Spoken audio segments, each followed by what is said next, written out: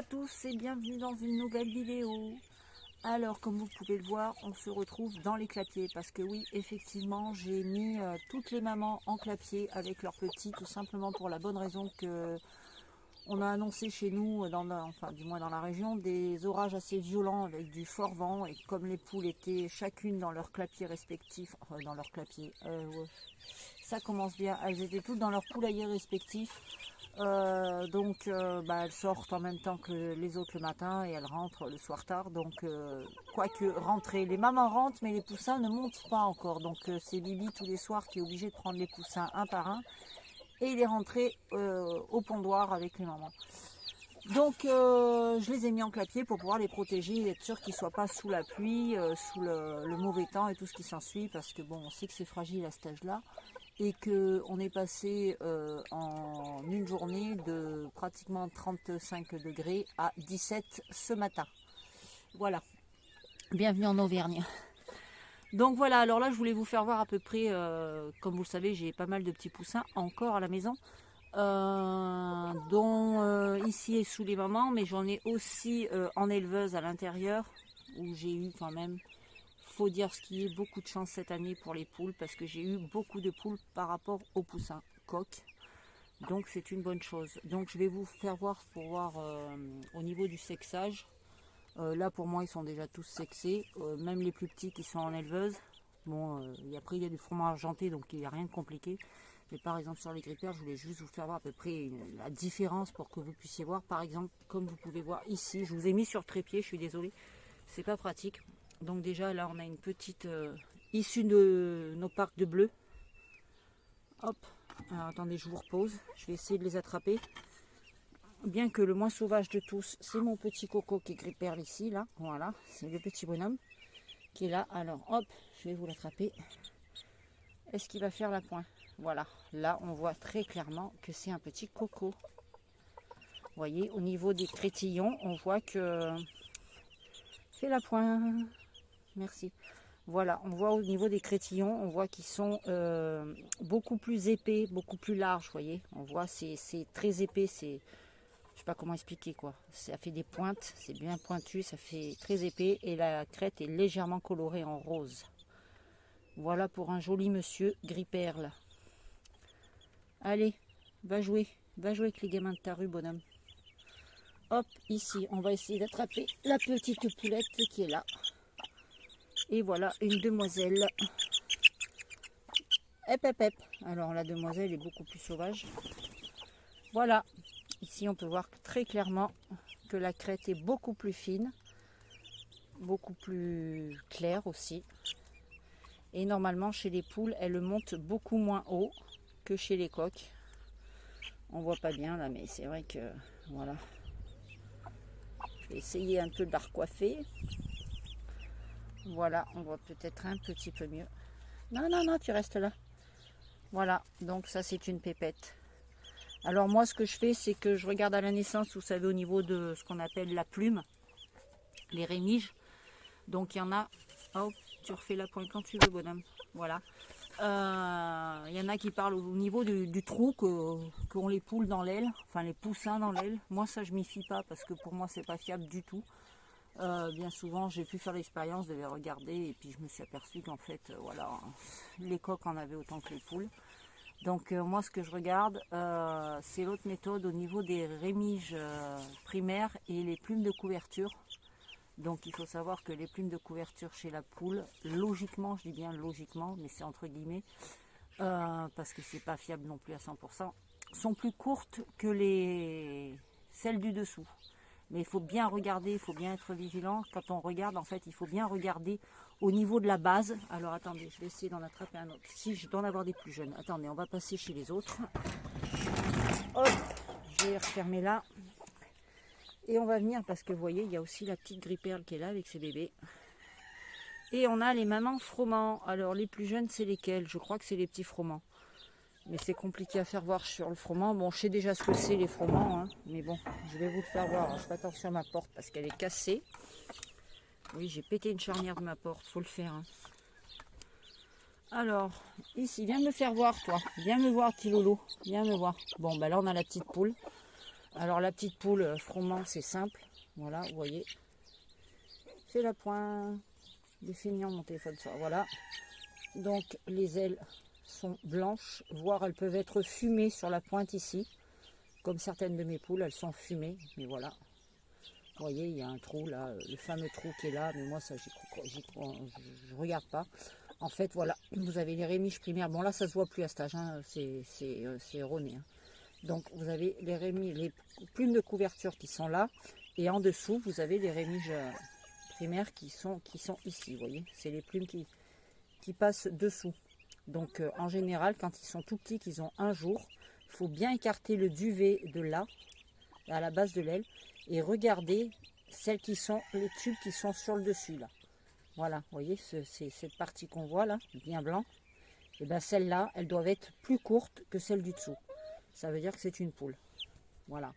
Ensuite, bon, ben, au bout de quelques jours après, on a toujours le système de la crête, hein, qui se prononce assez vite chez les coqs et qui se colore. Après, c'est pareil. La crête, faut qu'il y ait plusieurs points pour pouvoir juger qu'une poule, ou que ce soit une poule ou un coq par rapport au niveau de la crête, parce que vous avez des poules qui sont dominantes, donc elles vont avoir une crête plus prononcée. Et vous avez des coqs qui sont soumis, donc ils vont avoir une crête beaucoup moins prononcée. Comme les barbillons, par exemple. Voilà, donc je vais reposer la petite femelle, je vais vous faire voir le mâle. Vous avez bien vu son aile, voilà. Une petite pépette. Tiens, il est où Loulou? Voilà, viens me voir Loulou. Et là déjà, on voit tout de suite la différence chez le coco.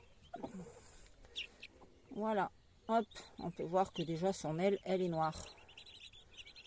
Vous voyez? C'est pas évident quand je les tiens dans mes mains, malgré les habitudes, j'ai toujours peur d'en casser un en deux. Voilà, ici on voit bien, c'est clair, net et précis. Son aile est noire, donc c'est bien quand on travaille ce genre de coloris parce que ça facilite grandement le travail. Faut dire ce qui est. Et vous voyez, bon bah, lui le trou, voilà, bon bah là on peut plusifier, mais le trou il l'avait là aussi, quoi. Donc c'est pas compatible. Et vous voyez la crête sur celui-ci, elle est quand même plus large, plus épaisse. On voit les petits picots déjà qui apparaissent. Donc voilà, un petit coco froment à venir. Voilà. Et chez les coqs, et ben là au total j'ai 7 poules et 3 coqs sur tous mes jeunes. Là elles en ont qu'un chacun, étant donné que j'ai... Il a quoi ce téléphone à pas vouloir faire la mise à jour? La mise au point, pardon. Voilà, donc je disais j'ai 7 poules et 3 petits coqs froment. Donc c'est un très bon taux, je trouve. Chez la maman qui est juste là, ici, nous avons 4 poules et un coq. Qu'est-ce que c'était ça? Voilà, on a 4 poules et un coq. Donc pareil, je suis plutôt contente. Ici, un de chaque. Et chez Madame Gris-Perle Cailloutée, on a... Bon, bah, ils sont déjà partis dans les bras de Morphée, donc je ne vais pas aller trop les déranger s'ils ne veulent pas sortir. Voilà. Oui, ma pépette. Oui, ma pépette. Oui, je veux juste voir tes bébés. Bon, bah, viens me voir. Viens, je vais en prendre juste un pour vous le faire voir. Voilà. Viens ici. Voilà. Ici. Ça, c'est une petite poulette. Non, c'est un petit coco, ça. Voilà. Donc, celui-ci, c'est un petit coco. Donc, comme vous pouvez le voir, c'est plus compliqué à voir, étant donné que la couleur n'aide pas. Voilà. Ça, c'est issu de... Bon, je me cadre mal en plus. Voilà, ça, c'est issu de ma petite gris-perle que je voulais. Et là-bas, nous avons un porteur caillouté. Je vais essayer de l'attraper. Voilà. Nous avons un petit porteur caillouté ici, qui là est une petite poulette. Voilà, un tout petit bout de chou. Tout mignon. Allez, va vite te mettre au chaud. Va vite te mettre au chaud avec maman. Voilà, voilà. Donc, vous voyez, j'ai mis du miscanthus. Va falloir que je fasse tous les clapiers demain. C'est du boulot encore qui m'attend. J'ai la flemme en ce moment. J'ai plein de préoccupations. Notamment problèmes de santé avec des proches très très proches de moi. Mais bon, c'est comme ça. Malheureusement, les mauvaises nouvelles sont bien là. Bref, donc si je peux, je vous ferai voir tout de suite les petits qui sont en éleveuse à l'intérieur. Et puis, je vais essayer de faire ça tout de suite parce que je dois d'abord rentrer les bleus qui sont ici. Voilà. Ils sont en parc tout seuls de ce côté-là. Et donc, je vais les rentrer en clapier. Voilà, nous avons un petit coq bleu qui est parti. Ah oui, je voulais vous faire voir aussi parce que je vous l'avais pas montré. On a changé la bâche parce qu'on en a mis une chez les gris-perles parce que ça faisait vraiment trop chaud. Donc en fait, on en a mis une, mais on l'a mise comme ça. Parce qu'en fait, comme le poulailler est tout en longueur, en profondeur, on va dire, le soleil, quand il tape de là tout le matin, il fait... Et là, on l'a toujours là jusqu'à 2h30 pratiquement. Donc en fait, les gris-perles, ils étaient en plein soleil. Donc on a tendu une toile. C'est pas très joli, mais c'est bien pratique. Le principal, c'est que les bêtes soient à l'ombre et puissent se mettre en dehors du soleil. Et donc pour le coup, on a changé celle des jeunes.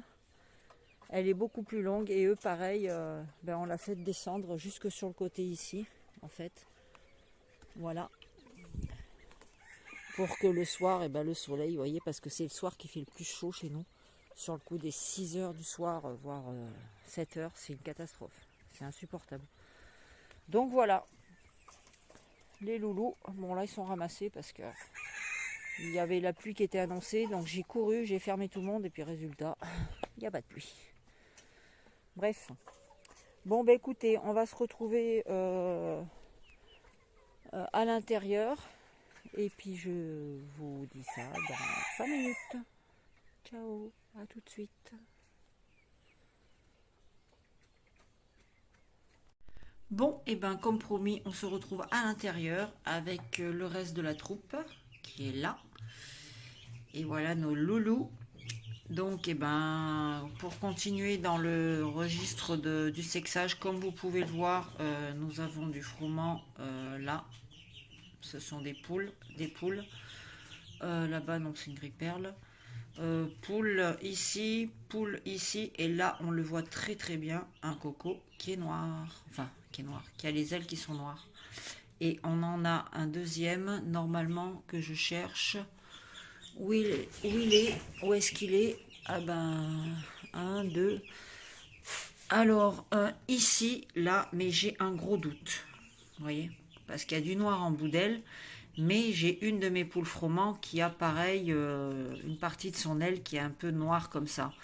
Donc franchement celui-là j'y mets un doute, mais je l'avais considéré comme un coq à la base. Mais là plus ça va, plus je me dis, vous voyez, celle-ci là qui est devant, en fait elle a aussi une bordure d'aile assez foncée. Donc à voir. Donc ce qui nous ferait que sinon on se retrouve là juste avec un coq pour tout le reste en poule. Donc ce qui me paraît énorme quand même, faut dire ce qui est. C'est juste énorme, parce que voilà le coco, qu'on voit bien la différence. C'est un peu comme chez les saumons en fait, chez les brahmas, quoi, sur ceux que j'ai en saumon, parce que les coqs ils sont soit noirs soit bleus, et les poules sont en couleur froment. Donc voilà. Donc pour le coup, je vous dis, à part l'hésitation que j'ai là-bas, mais franchement, ouais, plus ça va, plus je me dis que bon, je vais voir, je verrai bien. Après, je vais vous faire voir celui-là, je sais pas ce que c'est en fait. Le poussin chelou, je l'appelle. C'est vraiment un poussin chelou. Il a une tache derrière la tête. Alors, parfois la génétique, elle nous joue des tours, mais affreux. Parce que je sais pas ce que c'est. En plus, c'est un poussin c'est le dernier qui devait sortir.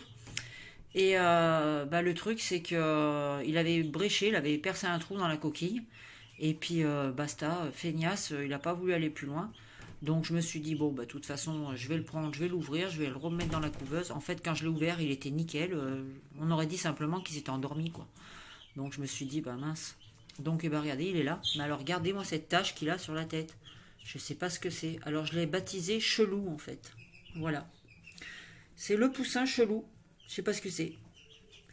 Je sais pas d'où vient cette couleur. Alors, est-ce que c'était un œuf de mes chocolats qui restait et qui m'est sorti ça, et que j'ai malheureusement interverti un œuf, étant donné que là j'ai arrêté tous les œufs et tout. Donc quand j'avais mis cette tournée là, déjà j'avais arrêté les œufs. Je sais pas. On verra bien, ça sera la méga surprise. Devant, il est tout blanc en fait. Enfin, il est blanc. Ouais, il est pas vraiment blanc, mais il est tout bizarre. Et là, on a enfin, je dis bien enfin, moi qui n'ai eu que des coques bleues cette année, 9 poussins, 9 coques, on a enfin une poule. Hein, la dernière de la saison. Une poule. Et encore, elle devrait même pas être là parce que je voulais pas faire d'œuf de bleu. Donc, vous voyez, comme quoi. Enfin, voilà les loulous, quoi. Donc, alors, que je répète, ici, ben, nous avons normalement, si, comme j'ai dit, c'est bien une poule, on aurait 7 poules pour un coq, en froment argenté. En gris perle, normalement, on a 2 coqs et 3 poulettes. Voilà. Ici, vous en avez une devant vous, là. On aurait celle-ci, la petite bleue. Voilà. Regardez-moi si c'est pas joli tout ce petit monde. Là, on voit bien le coco gris perle. Mon doigt, il est où? Il est ici. Voilà. Celui-là, c'est un coco gris perle. On le voit bien. On voit l'autre ici aussi. Donc ça, je pense que c'est une poulette. Voilà. Donc, énormément de poules. Et oui, j'ai oublié de vous faire voir tout à l'heure quand on était dehors. Il y a l'une aussi, mais qui, elle, je ne l'ai pas mise en clapier avec ses petits. Elle est dans son parc parce que tout simplement, dans son parc, je lui ai fait en protection, je ne sais pas si vous avez vu la dernière fois, un petit parc, mini parc dans le poulailler. En fait, et donc elle peut pas sortir quand il pleut ou quand elle sort que quand moi j'ai décidé qu'elle sorte. Donc elle est avec ses 5 poussins et elle aussi, elle nous a fait l'heureuse des joies de nous proposer 4 poulettes pour un coq.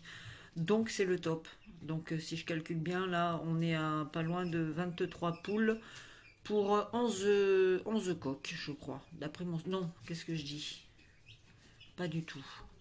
Je crois que je vous le marquerai parce que je l'ai noté quelque part, mais voilà, je crois que c'est 23 poules pour 7 ou 8 coques. Je crois un truc comme ça. Voilà, donc c'est le top. Donc voilà, bon au cas où, pour ceux que ça intéresse, les petits froment là, c'est des loulous que je vais pas garder, hein, parce que je vous l'avais dit, on m'avait beaucoup demandé de froment, enfin de poussins, et j'avais plus rien de dispo parce que tous les autres je les ai gardés pour moi, parce que c'est pour ma repro essentiellement à la base que je fais du jeûne.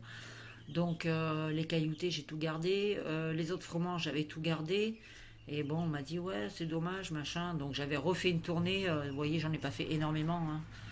J'avais refait une tournée parce que voilà, il y a des personnes qui m'en ont demandé et il y en a certains qui sont déjà réservés. Donc, mais si au cas où, voilà, vous en voulez, n'hésitez pas à me contacter. Voilà, voilà. La petite bleue, évidemment, vous comprenez que je vais la garder, hein. Ça va de soi. Parce que voilà, c'est la pépette que j'attendais depuis le début et qui n'est pas venue. Et puis voilà.